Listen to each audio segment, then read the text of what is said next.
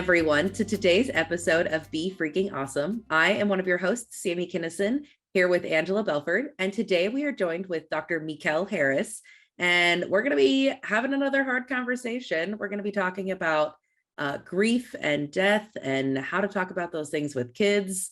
Really, in some ways, probably how to talk about those things with ourselves, because if I've learned anything being a parent, it's that the way you talk to kids about things really is how you can talk to yourself about things. So this is actually a returning guest. I don't know if it's our first one or not, but anyway, returning guest, Dr. Mekel talked with us last year, and Josh was our host at the time for that conversation. But in case you weren't a part of that episode, can you maybe introduce yourself a little bit and tell us who you are, tell us about your background? Absolutely. So first of all, I just want to really appreciate you for inviting me to this podcast table. I never take that for granted. It's like going to someone's home and you walk in and it's just a sacred space. So thank you for the invitation to come back. So I am Dr. Mekel Harris. I am a licensed psychologist who specializes in grief and loss, and pediatric psychology is actually where I trained at Children's Hospital Los Angeles to focus on children, families, trauma, and the impact of that on the entire family system. So now I am private practicing for a couple of days a week in Tennessee, and I primarily do consulting and training to organizations around the globe. So I love that y'all are introducing this idea or continuing to talk about grief literacy, because it matters. And it's so important given everything that we're facing in this world. So thank you. Absolutely. I will tell our listeners that my son used to tease me a lot about that the podcast was an opportunity to get some free therapy. And I don't know about all that, but for sure, when there's topics that I'm like, I don't know how to deal with that, I love that we have resources that I can reach out on Instagram and be like, help us. And so the context, Sammy, you want to set up the context of kind of what triggered you and I to kind of begin this conversation? Yeah, so last December, actually, my husband's grandfather passed away, and we, at Thanksgiving right before that, my son, who's 4, Henry, we just had a really great time, like with his great-grandparents, with all of the family. He very much so remembers and cherishes his relationship with his grandpa. And so having to explain death to him and having to explain what happened and explain why at Christmas we're not going to see Grandpa Bobby and all of those things, it is really hard, frankly, like figuring out just as a parent how to talk to your small kids about this. And I wanted to sort of do justice. I don't want to shy away from the topic with him. I wanted to be honest and upfront. And I also want to not be overly, I don't want to be inappropriate with the conversation and like go to cover too much detail for his age. Since then, like we've talked about, we had Nathan on the podcast a couple weeks ago, and I've talked with Henry about Nathan's son, Eli, who's sort of one of Henry's friends, that his dad is sick and is not going to, he's not going to get better. And sometime soon he's going to die. And that's been a little bit hard for Henry. We also have a neighbor who's has their parent who's moved in with them that has dementia. So then we had to explain dementia to Henry and just sort of that idea. Yeah. We had a really funny moment the other day where Henry was talking about, he was like, so one day, Mom, you're going to get old. And I was like, yep, one day I will get old. And he goes, okay, are you going to get sick? And I was like, well, I hope not, but we don't actually know. And he goes, okay, but then you could get really old and you could get dementia. I was like, okay, I don't know that I've explained this well, that you think this is like an achievement. But he just then is like now going around telling everybody, you can get dementia, get dementia. And I was like, you get a card, you get a card. Oh gosh. I don't know that this was, okay, hold on. We got to pause, pump the brakes. This is not a good thing for everybody to get. but that's what he thinks happens now, is that people just get old and then congratulations, you get stuff. And I was like, oh gosh. So anyway, figuring out how to talk to kids about this is like something I'm dealing with on a very regular basis with my kid. And I know that I'm not alone on that. Other parents. Well, yeah, we have, in addition to that, Eli is a part of our church, and we are going to be, Nathan, who was on the podcast, his dad passed away. So we already have Eli and his cousins at our church whose grandpa just passed away, and they're facing uncle and dad.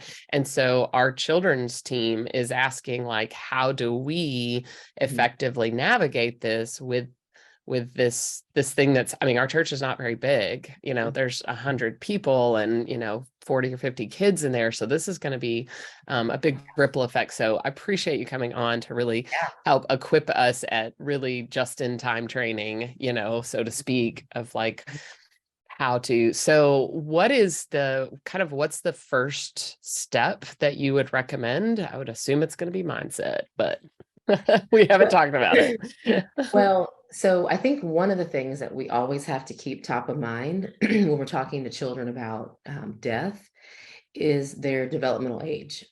So how you're going to communicate with, a child that's between the ages of 2 and 4 is very different than the conversation that you might have with a child who's 14, 15, 16. And so that's a really important foundational thing to consider, because cognitively, kids across the developmental span are thinking about life differently. They're thinking about themselves differently. They're thinking about interactions with people differently. And their concept of forever, as is the case with death, varies depending on their age. So that would be the place where I would start. And so let's start with that 2 to 4. Okay. Yeah. So kids between the ages of 2 and 4, they have a complete lack of understanding of death, right? They are generally unable to really process the permanency of it, right? So this idea that death is forever, that the person's never coming back, is going to be very difficult, right? Because kids in that age range are really present oriented. And you might notice with kids in this age range that they're asking about the person over and over and over again, right? So grandma or grandpa dies. The 3-year-olds, you tell them that they've died, they've passed away, and then the next day, the next month, the next week, and even the next year, they're wondering, where's grandpa? Where's grandma, right? Because they don't have that permanency. So here you have to really be patient, consistent, and reassuring, right? And what you want to reassure that child of is that their questions are okay, right? Sometimes over the years, as I've worked with families, I've seen that families can get really frustrated, and it's difficult, right? So you're an adult understanding permanency, and you're there with your 3-year-old or 4-year-old who's not understanding that, and they keep asking about it every day. So that can create a lot of tension in the home, but really focusing on that reassurance to let them know that it's okay to ask, and that you're going to continue to communicate the same thing, right? Understanding that they may go on for a long while. So one of the things that we have to be mindful of in this age range is how kids might express their grief. So grief, just to sort of define it, is the way that one thinks and feels about a loss, which is internal, right? Mourning is the outward expression of it, right? So kids may start to become more irritable. They may start having problems sleeping. They may be confused. They may even start regressing, like even doing bedwetting as a way to sort of manage that. And so again, that's where that patience, that reassurance, and so forth comes in. So at this age, when kids are asking, you want to provide really direct answers, but really brief answers to their questions, right? With lots of reassurance and affection. So you don't want to necessarily get into an elaborate description of how the person died and heaven and all, whatever you believe, because at this point, they're not going to be able to really intellectually understand that. So being brief and then waiting to see when the next question comes is really the best approach. I could totally see that because when we told Henry that his grandpa Bobby had passed away, at first he Hmm. just sort of heard us, didn't really react much. The Hmm. next day he was like, the next day he actually asked more questions. He was like, "So what happened to Grandpa Bobby?" Yeah. And Hmm. then a couple days later is when we went down for the funeral, and he had Hmm. a lot more questions. I wasn't sure about this, but at the funeral, we basically explained to him that the body was going to be in the casket, and that Hmm. sometimes at funerals people go up to visit the body to sort of say sort of a metaphorical goodbye. Hmm. But he does not have to go look at the body, he does not have to go near it. And then when we got there, he was like, "I want to go say goodbye, I want to go up and see the body." Hmm. And so we let him. It was sort of one of those things where it was Yeah. like, I'm not going to tell you no, but Right. also, and I'm going to try to answer the questions that you have. And Hmm. even still, then when he's looking at the body, Hmm. that was the moment where he was like, "So Grandpa Bobby is dead," like really loudly at the funeral home. And it was like, yes, yes, he is. And I know everybody probably is looking at my kid like, why are they asking loud questions? But I'm just going to answer my loud kids' questions right here. Like, Yeah.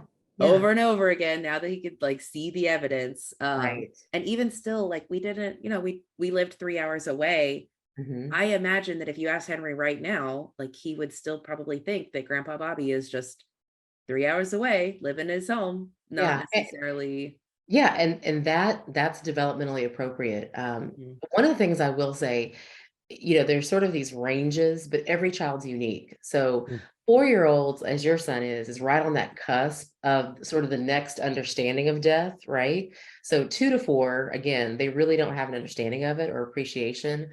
When you slip into the 4 to 7 range, kids are sort of better understanding death, but they may view it as reversible, right?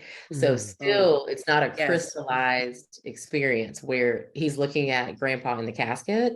But like you said, he may be thinking, oh, grandpa's going to come over for lunch next week, right? So that is really typical. And when you see kids in that sort of um, developmental age, depending on them, they may be more astute cognitively and sort of wax between these two milestones with regard to grief understanding. That is accurate. Reversible is 100% what Henry thinks it is, because he will like play games where he runs into the wall and then he lays on the ground and he says, "Oh, I'm dead." And he's like, "Someone make me alive again." And he Mhm. asked us that several times, like, "Well, why can't Grandpa Bobby just become alive again?" And Yeah, it was like, yeah. it's not like one of your games. That's not how it works. Anyway, but yes, that's exactly accurate from my experience. That he thought it was reversible and asked us many times, Yeah. "Why can't it just be undone?"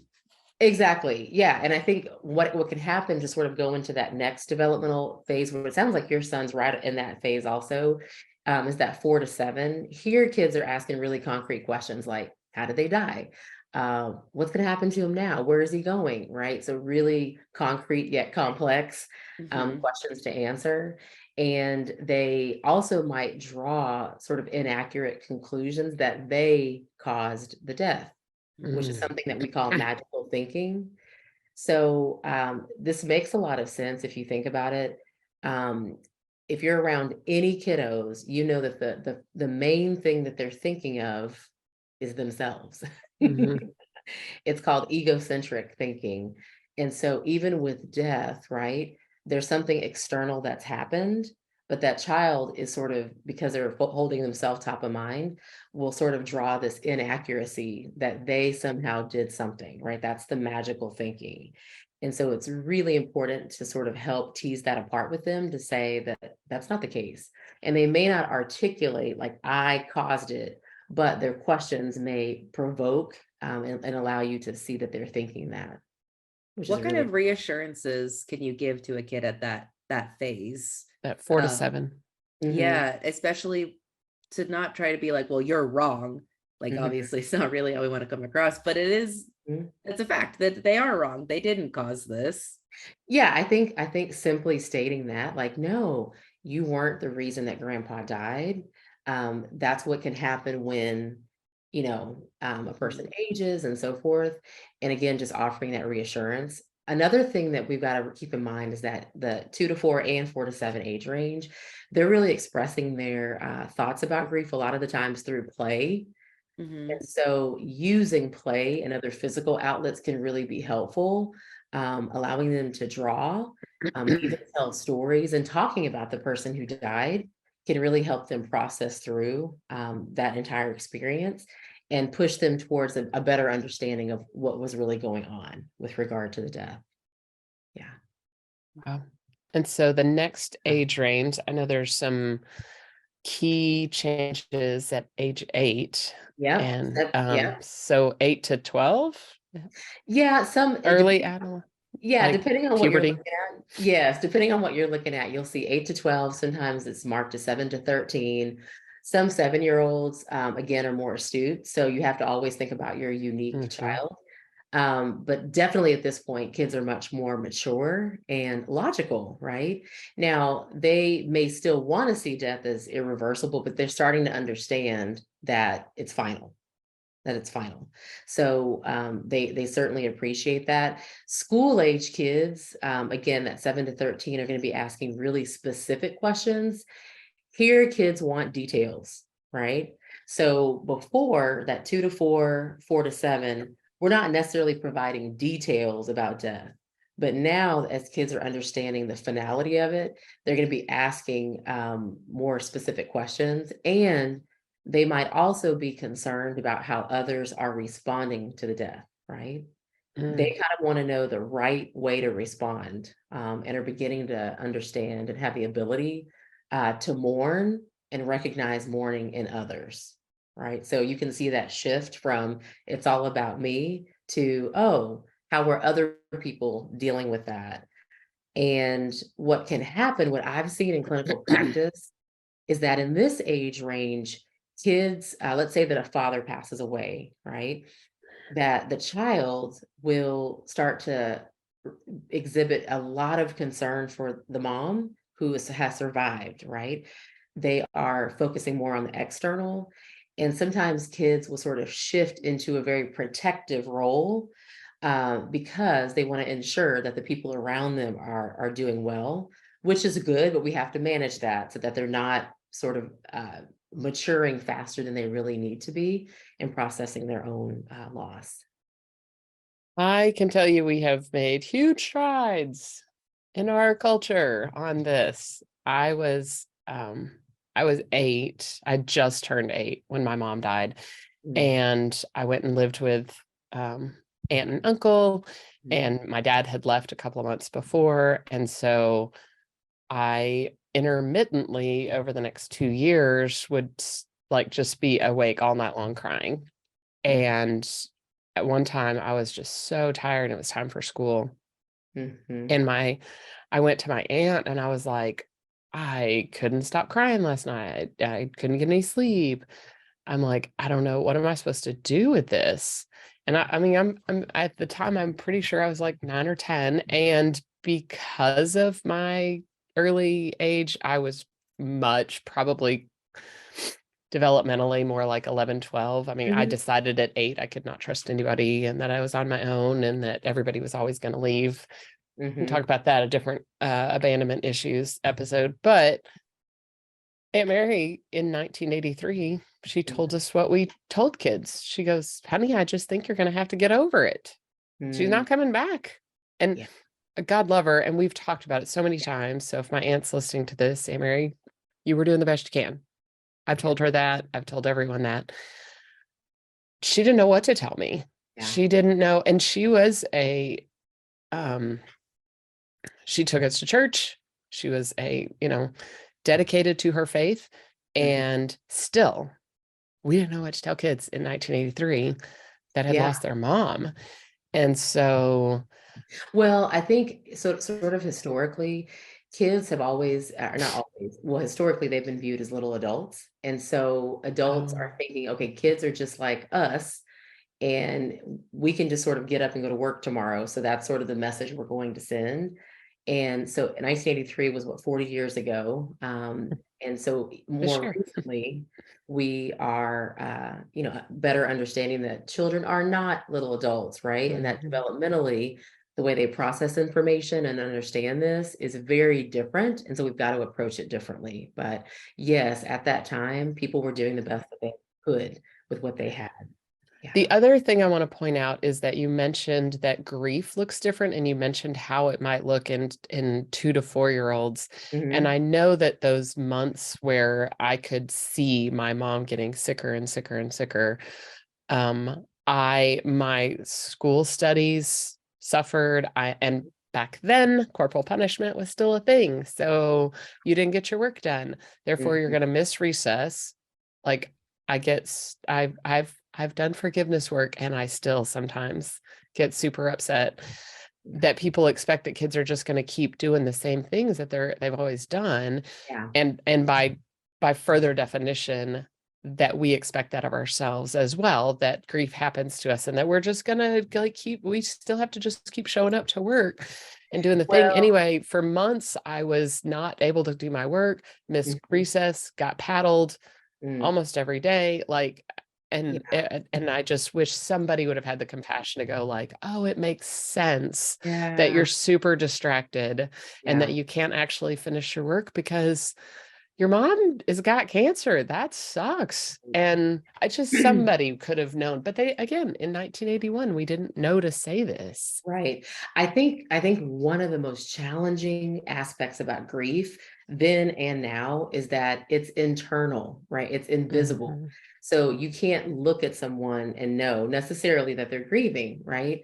And in a society where we are absolutely still pain avoidant, it's not sexy if you are grieving to go out in the world and actually express and visibly show that. So you have a lot of people walking around who are suffering, but they're at work or they're at school. They're interacting with people, but that pain is very deep inside.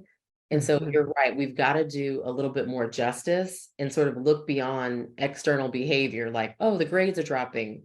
Let's not penalize her for that. Let's sort of look at beyond her behavior, what's happening potentially at home, what's happening at school. Is there something else that may be impacting her behavior, which takes some time and some due diligence. But you're absolutely right. We've got to look from not just on the outside, but ask questions about what may be happening inside of an individual. Well, and I think what that point is going to lead us super hardcore into the 11, 12, 13 to 17, 18 range when we're talking about death, and how do we talk about that and how do we help walk them through that? So yeah, so you sort of pointed out like some of the ways that grief may be expressed with the 7 to 13-year-olds are school problems, right? That's one of them, because at school, you're expected to sort of sit there, concentrate all day, do your work, interact, transition. And you can imagine, that your brain is not focused on schoolwork when someone's just died. Here, kids are a lot more logical. So kids can actually start to look a little bit more fixated on things associated with death. And what can happen is they may be talking about death or drawing about death. And if we're not in the right circle that's astute, we might interpret that as, this kid, wants to die by suicide, or this kid is experiencing that and not really connecting it with loss. So we've got to do some more justice. And then another sort of key feature here is that kids are super logical. So if a death has been, if there's a type of death where it feels illogical, for example, if someone is violently killed, right? That can really create a lot more anxiety, death anxiety in this age range, right? Because it just doesn't make sense. Kids here know that aging, right? Someone's, 95 years old, that makes sense. That fits within a logic and a progression of life. However, what about the 15-year-old, or even the recent events that happened in Nashville? Little children who are dying.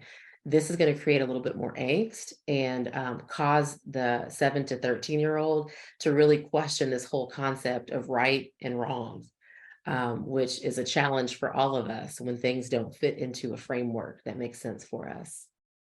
I can relate to that from when I was in middle school. I had a classmate who passed away in a house fire, and Yeah.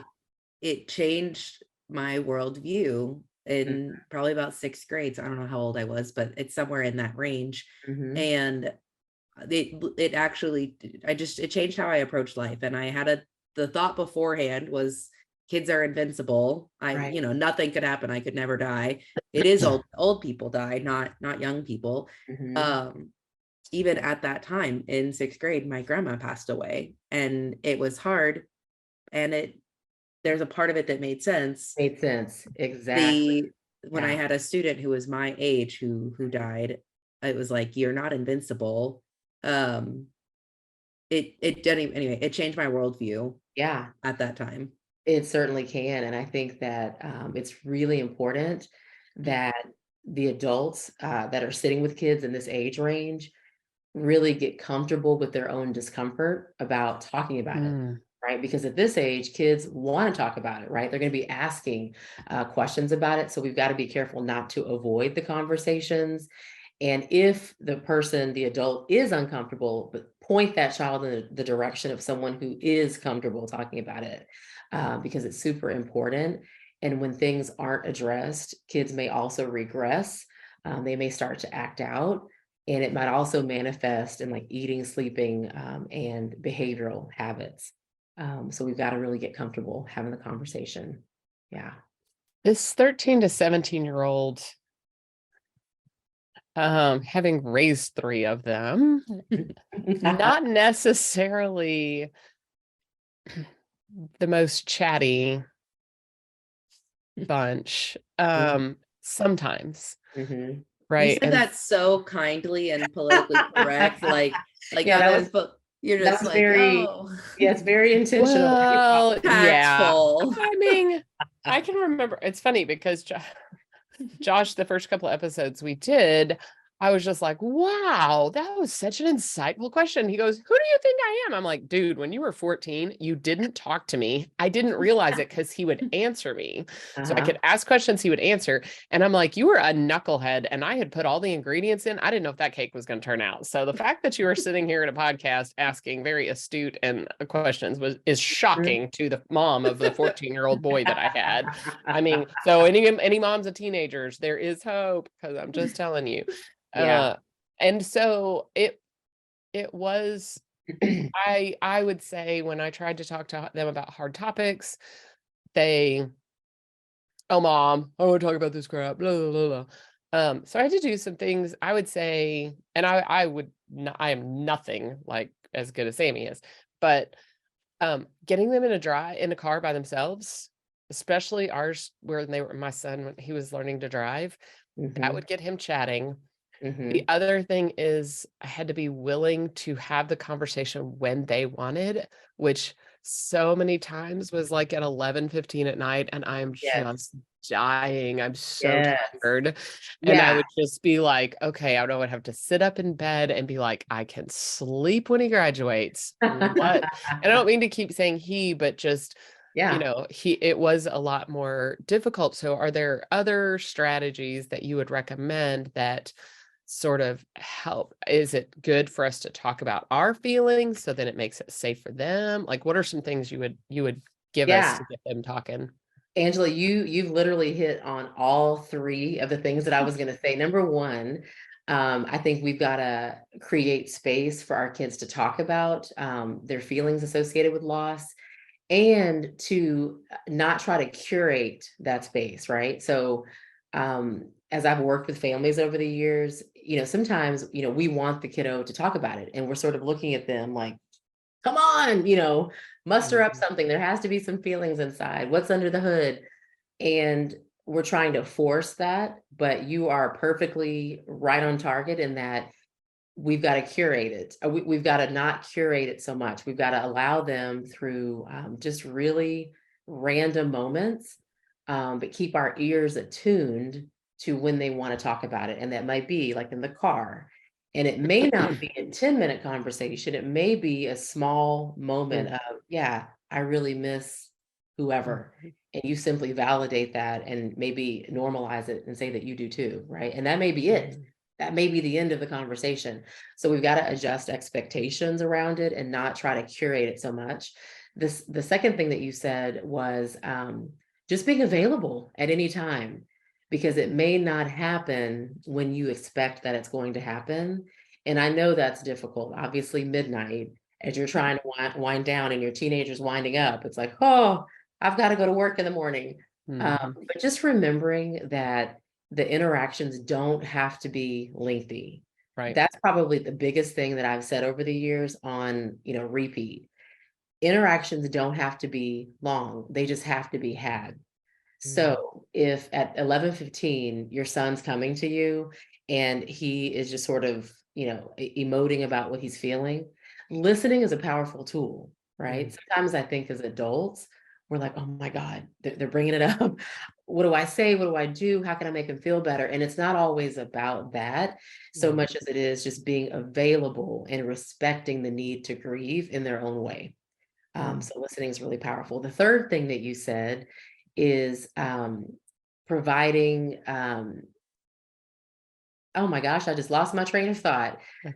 Was just providing just a safe sharing space. your own feelings is the third Yes, thing I talked about. thank you. Yes.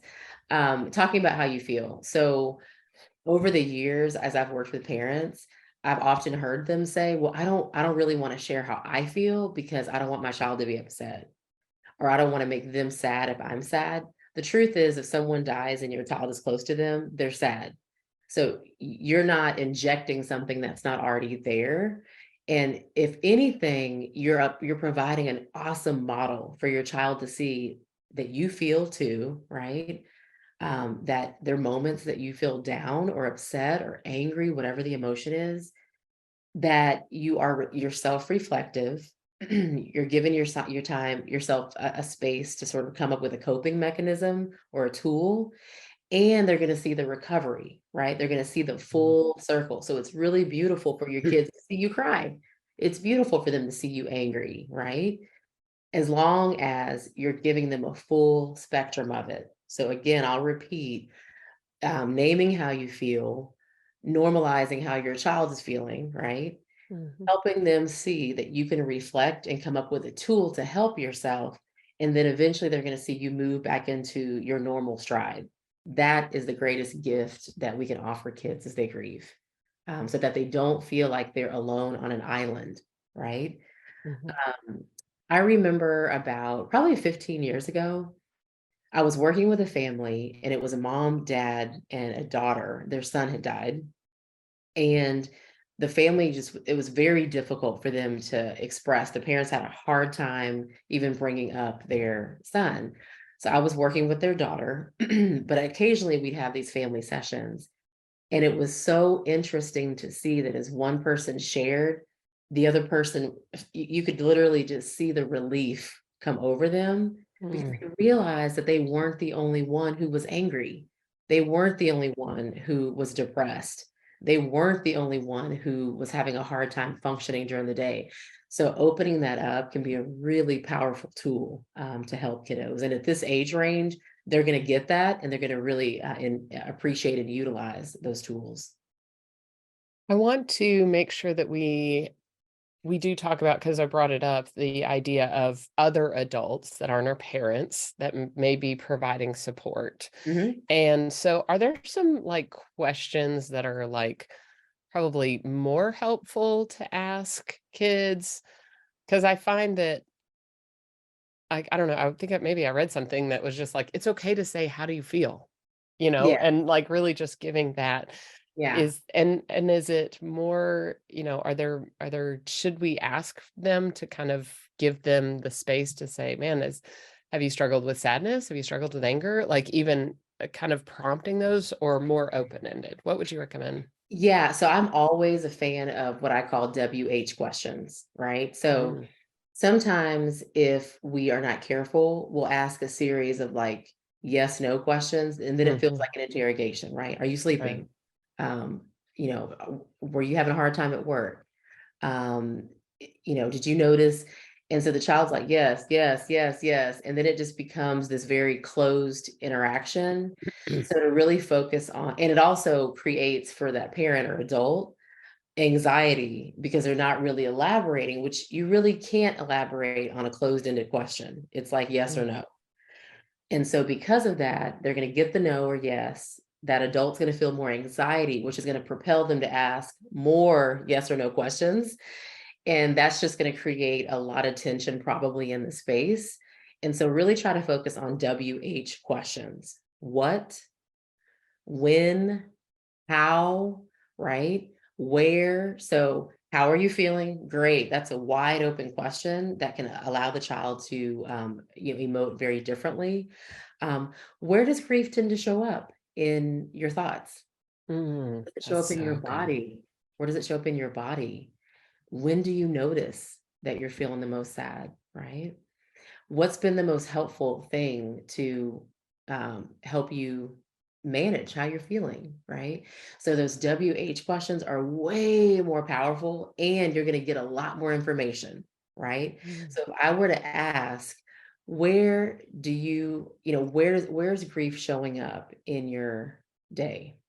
Your kid might say, yeah, usually when I'm going to bed, I start thinking about grandpa and then I just have a hard time sleeping because it's on my mind.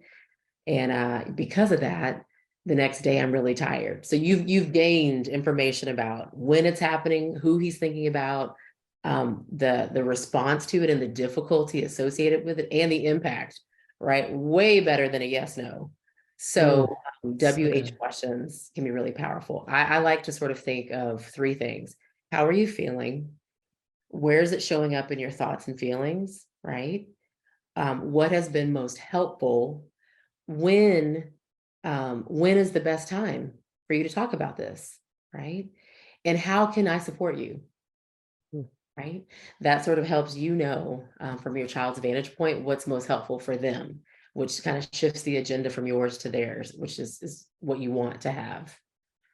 I think that question also about when was most helpful to talk about this is really helpful because sometimes we think, if I'm thinking about a car ride with my kid, that is often to and from school. Bringing up a conversation about grief as they're on their way to school may not actually be the most helpful for them to bring them into the space, be thinking about it, and then, all right, kid, off you go. Have a great day alone. Right. I love that idea. I also want to draw out something that I think is a thread through all of these ages. Okay. Is you need to be honest with your kids. And sometimes I think there can be this fear that if I talk about it, it's going to be scary. If we bring it up, it might make them sad. Yep. But kids, even the 2 to 4 range, they still are going to ask, something's off. Where's grandpa? And if you just punt it, it's not going to help anybody. That's right. So one of the things that I like to remind families of is when things aren't addressed across the age range, right? When things aren't addressed, we tend to go into assumption world, right? And I don't know if you're like me, but when I go into assumption world, it's all bad. It's all bad. It's all dramatic. It's all the worst case scenario, as opposed to really anchoring those questions and being honest. So you are exactly correct. We've got to be honest. Now, are we offering the same level of detail to a 2-year-old? Absolutely not. But we are answering an honest question. Yes, grandpa died. And also to be careful not to use things like, well, grandpa just fell asleep and didn't wake up, right? That's scary to a kid. Because now they're not going to want to go to sleep because we have framed it in a way that we've associated death with sleep. So we've got to be careful not to say things like that. Even passing away for a younger child is probably not detailed enough. It's okay to say that our cat that we love died and to use that word. It's okay to use death. It's better to use the word death than to try to frame it up in a way that sounds nicer, because that can actually invoke fear. I love that. I also love that none of your questions, your WH questions, were the why question, because we really can't necessarily. I did notice that. That was not, well, why do you feel like that? Okay, can we just make that as the top of the list of what not to? Yeah. And the other thing is I want to bring up, we talk about here a lot, the empathetic response of validating is simply saying, of course, that makes sense. Yes. Because so much of our emotions don't make sense. Mhm. And even if as an adult, it doesn't fully make sense, if you were to stand in this space, Mhm. in my new book, I talk a ton about your little kid perspective. Like, Mhm. put yourself in their shoes, and from their shoes, looking up at the whole world that is so much Yeah. bigger than them, that little 4-year-old perspective, it does kind of make sense from Mhm. their perspective. That's right. And Yeah. so, Well, and you've got to think about it. Of course, people die throughout children's lifespan. However, for the majority of kiddos, they're born and they're going to school, they're interacting with family, everything is sort of going in this really beautiful flow. They have friends, they're hanging out, they're doing all these things, and all of a sudden, this death just sort of slaps them across the face, and then here we are. And it doesn't make sense. Can you imagine 12, 13, 14 years of really nothing happening, minor bumps in the road, and then all of a sudden a major death, a major hit is enough to discombobulate anyone. So again, I think mhm, you're spot on. We've got to sort of take a step away and really look at it from their vantage point to say, yeah, this is the first major thing. For us as adults, we may have experienced other deaths, so we may not appreciate this as dramatic as a child would. So definitely being empathic is very important throughout the process. I think that point that you made, though, as adults, even though we may have experienced other deaths, I think it can be important to acknowledge that we are also probably impacted by this death, Absolutely. especially if it's a close person, and figuring out the balance of processing. Like, it can feel triggering when a kid asks a question that Mhm. then is, their grandpa, but your parent that died. Right. And Yeah. that is hard, that might bring up the grief for you. Yes. And the point you made earlier that we don't necessarily have to hide that from our kids. That's I right. think It'd be perfectly okay to say, um, of course, you're missing your grandpa. And as I think about grandpa, as my dad, it's really hard to think about him not being here anymore. Just to let your child know that you're right there with them. All that right. does is let them know I'm right there with you, that I'm not minimizing how you're feeling, and I'm also not denying how I feel, that we are on the same page and that we're going to be able to be together. There's that reassurance to walk through this day to day, moment by moment. I think one of my proudest parenting moments Mhm. that I've ever had, it was not specifically about death, but something had happened. And I think my husband was out of town. And I just had Henry at the time. He would have been like 2, maybe 3 years old. Mhm. And I was just crying in the kitchen and making our dinner and crying. And he Mhm. came up and he was like, "Mommy, are you sad?" And I was like, "I am sad. I'm having a really hard day." And he Mhm. was like, "Do you need a hug?" And I was like, "Yeah, a hug would be great." And he Yeah. stops and he gives me a hug, and then he runs off. And I was like, "All right." Well, he went off to go play. He comes back and he has like a bucket on his head, and he sort of like smacks the bucket and goes, "Ta-da!" And I giggled at him and I was like, "Henry, that's so sweet that you're trying to cheer me up. I appreciate the effort you're making. And Mhm. I also want to make sure that it's not your job to make me happy. And I also want you to know it's okay to be sad sometimes. Sometimes Yes. we're just sad." It was like Yeah. so much nuance for a 3-year-old. And I was like, I just put all Yes. these words out. Even if it doesn't Yeah. mean anything to you, I'm going to model these things that, one, Absolutely. it's okay to be sad. Mhm. Two, that is sweet that you want to try cheer me up.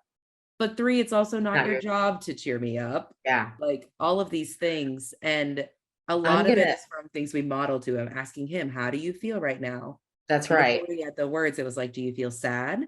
Do you feel angry? Do you feel disappointed?" Now he Mhm. has words and he will volunteer those things. We Yeah. ask, "What do you need?" He'll be like, "I need some time alone," or "I need Yeah. a hug. I need to Mhm. go squeeze my lovey."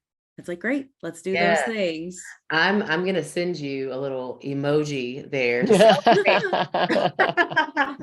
To celebrate. Yeah, I think that was fantastic that you were honest about how you felt and you normalized that people feel sad. Thank you for your support, and then also reminded him that he doesn't have to necessarily do that. That's not his job. and that there's some things that you can do to help yourself. So like, awesome. I think the more that we can really be in that space with our child and let them know that feelings are normal, and that the goal when we recognize feelings is not just to erase them and hurry up and get past that. No, it's okay to sit in that. Also knowing that we're going to use some tools to help ourselves to move through it, but it may not be necessarily happy, right? So one of the other things I wanted to point out before I forget it is that we've got to make sure we allow kids to know what they're going to expect along the journey, which is, it's not you're sad today and in 10 years you're never going to be sad about this. The journey really is ebbs and flows. And you know what? Today you may be feeling sad, and tomorrow you may feel a little bit better. And then something may happen that reminds you of grandpa and you feel sad again. That's okay. The journey doesn't have to be sadness to joy, just straight up. It can be, sort of ebbs and flows, so that your child is not feeling bad if months, years later, they're sad about the death. So just to set them up for success in that way. Well, and I think also that they could have happy days in the middle of it, because Absolutely. I think Yeah. sometimes we have this weird guilt about Yep. being okay too Okay. close Yep. to a death. Like Mhm. maybe I had a day where like things actually went really well today. And Yeah, now that I'm reflecting on that, I feel guilty. Why should things be going well? My that's right. so-and-so just died. Yes, however you're feeling, That's right? okay too. That's Mhm. okay. And there's no one way to sort of process grief. Yeah, excellent point. There's also no time frame, Correct. because Yep. I can promise you that one of my top 10 frustrations is that this is the 40th anniversary of my mom passing. Mhm. And I've learned in probably well, first of all, I denied it. I did really just get over it. I just stopped talking about it for about, I think, 10 years, almost 9 or 10 years. The first year I talked about it, after that, it was a little bit intense. Thankfully, I had the trained therapist that was walking me through that. But anyway, at different stages of life, because it happened in April when she died. My birthday was her funeral. Many people have heard that. I have to be gentle with myself in April. I have to be very gentle, and I have to there are years that I've woke up around like middle of April and been like, I'm just in a funk. What is happening? And I can tell you, it takes a lot of self-control, because I want to be like, golly, seriously, it's 40 years. Yeah. And I'm like, okay, well, I don't actually know why, but I'm still a little bit I'm just a little bit in a funk, and I don't know how to even define a funk. It just feels off. Yeah. And is that every single day? No. Is that every day for the last 40 years? Heck to the no. Absolutely not. And so one of the points that I made, that Nathan made when he was on the podcast, was to say, for a long time, you may not feel okay. And the day you do start to feel okay, that's okay too, however long that takes. That's To, right. to feeling okay, or feeling however you feel, like closer to normal, and there are some parts of it that may never, it won't ever go back to exactly the way it was. It Yeah. can't. Yeah. Well, no, I really appreciate you saying that. So my dad passed away on March 20th in 2020. And Mm. so my birthday is March 9th. And so I can appreciate that it is difficult to sort of anticipate that date. So there's already internal tension around that. And then of course the day, and then there's sort of the time where you need to help yourself recover, but it's exhausting. And so the funk can really manifest in different ways, and being gentle with yourself is critical. One of the things I want to make sure that I share as a parent or adult is that you are absolutely doing what you can to take care of yourself.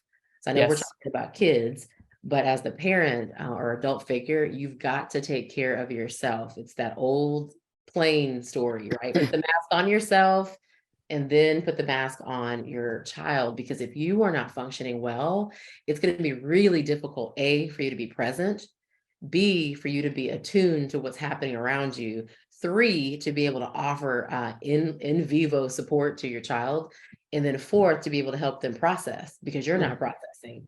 Right. So you've got to be focused on that, and that can look very differently I always, recommend that people are moving their body in some way, Mhm. because our body keeps the score when there's trauma, Mhm. and Yeah. grief is a trauma.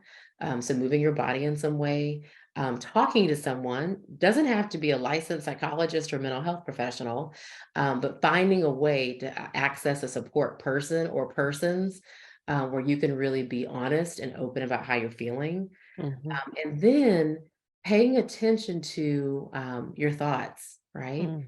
That question, where are your thoughts taking you, is really critical, because if your thoughts are taking you towards, death, suicidal thoughts, or other acts, that can be problematic over a long period of time. So I always recommend that people carve out grief time. And as crazy as that sounds, it's okay to put in your calendar that from 8 to 8:15 in the morning, or whatever time you choose, that I'm going to allow myself to lean into this a little bit gently, to figure out what my body's doing, to understand where my thoughts are taking me. And at the end of that, to find out what I need so that I can access it, so that I can be available to my child. I love when the culture gives us a clue. There is a new show on Apple TV called Shrinking, and it's Oh, okay. about some psychologists. And Ooh. oh, it's Oh, really, shrinking. Got it. yep. Harrison Ford is the older psychologist. And one of his tips to these folks that have lost people is for 15 minutes a day that he Uh-huh. sets a timer. He puts on the saddest music he can, as loud as he can, and he lets himself cry as hard as he can for Yeah. 15 minutes. And Yeah. it's interesting to watch them do that. And at first it sounds kind of ridiculous, Mhm. like 15 minutes you're just going to do, and it's like you really can cry out a lot of emotion Yeah. in 15 minutes. Mhm. And so anyway, that's, I Yeah. I love mean, that was your time frame. You said is 8 to 8:15, and I was just like, yeah. No, I yeah. love that that's being modeled in Hmm. mainstream. It's so important. Yeah. And, crying is one way. Some people have a hard time emoting in that way, and that's okay. It may show up in how you move your body, or even your written expression. So if you're Hmm. not crying, that's okay too. There's other ways to mourn and outwardly express your grief, but certainly creating time for that's important, just to lean in a little bit. Yeah. And I think it sends a statement to yourself that your grief matters, right? Hmm. When you're prioritizing it, just like everything else on your calendar is prioritized, you need to be first. Yeah. And your mental health is health that needs to be first. So making sure you do that is important. Well, and we talk a lot here about feeling your feelings and feel them all the way, because they're not just going to go away if you try to run from them. Nope. Hmm. Oh gosh, I had a therapist when my mom died in 2012.